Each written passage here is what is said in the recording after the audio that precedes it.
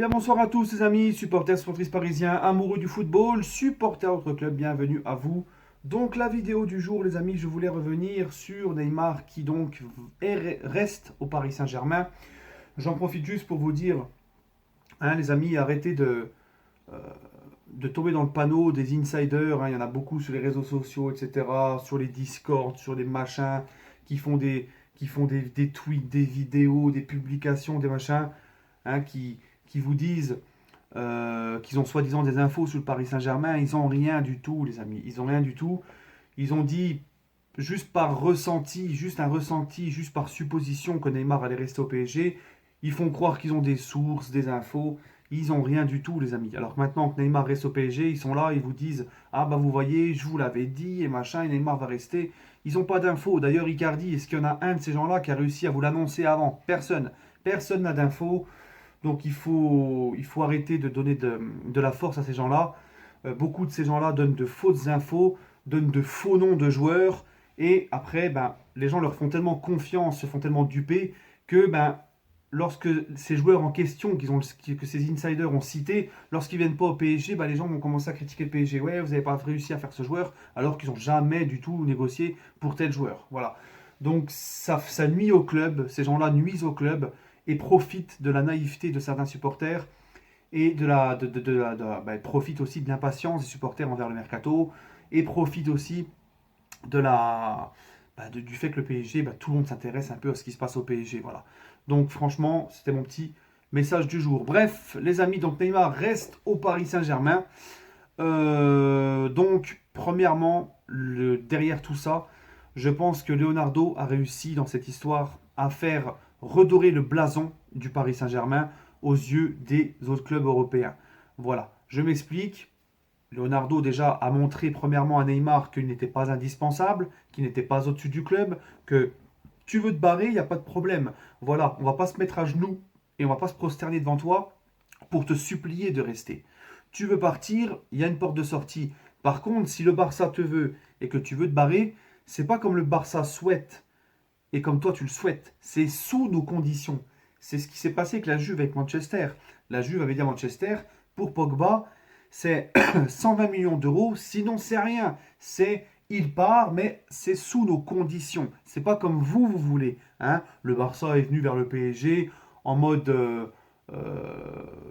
en mode 140 millions d'euros, mais on vous paye en deux fois et on vous refourgue deux déchets. Rakitic qui est sur le déclin et Dembélé qui a une hygiène de vie pourrie, un professionnalisme pourri et qui est tout le temps blessé et qui fait un bon match sur 10.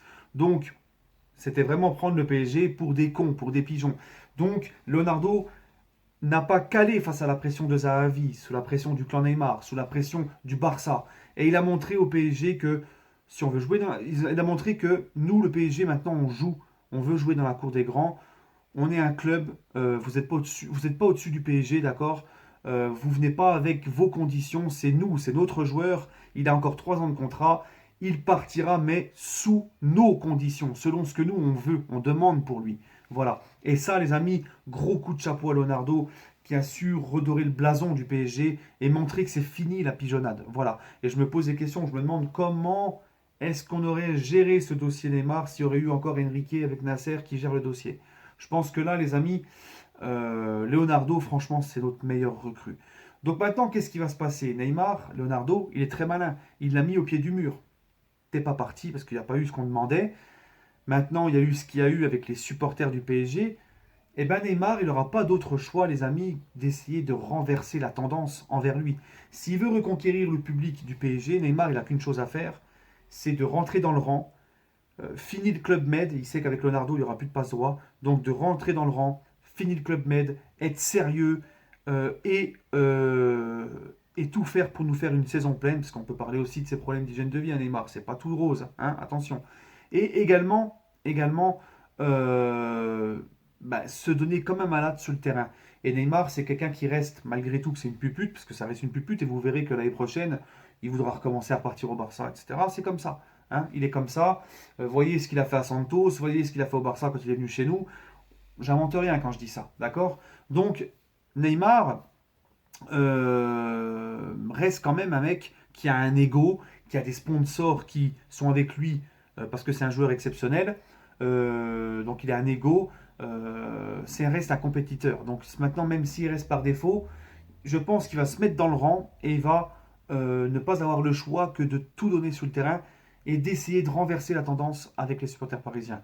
Donc ça profite à qui? Ça profite au PSG parce que quand tu l'as dans ton effectif, dans ton équipe, dans ton groupe, quand il se donne à fond, quand il est impliqué, bah, ça te fait un plus sur le terrain. Voilà les amis, donc Leonardo, gros coup de chapeau. Maintenant, la moindre des choses, ça serait que monsieur s'excuse auprès des supporters parisiens, auprès du PSG.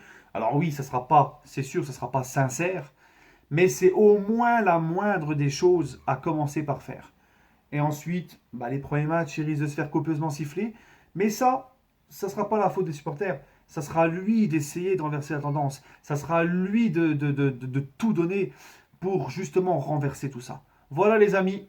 Sur ce, prenez soin de vous et allez Paris.